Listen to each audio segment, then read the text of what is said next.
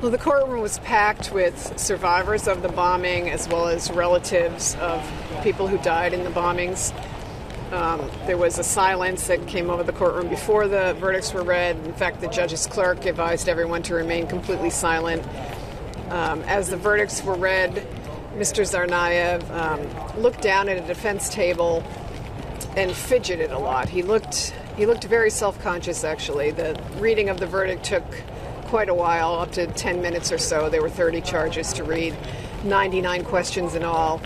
And he fidgeted as this was being read. He looked down at the verdict form on the defense table, and at one point, when they were on approximately count 15, about halfway through, he actually lifted up the verdict form a little bit and flipped through it to see how much more there was left to go. The second phase of this trial, which is known as the penalty phase, could begin as early as Monday. The judge told jurors, we won't begin until next week. We're not entirely sure what day, but it could be as early as Monday. In this second phase, jurors will hear both mitigating and aggravating factors. The prosecutors will present evidence of aggravating factors, which are factors that make the crime worse, that they will say makes the crime so bad that he deserves the death penalty.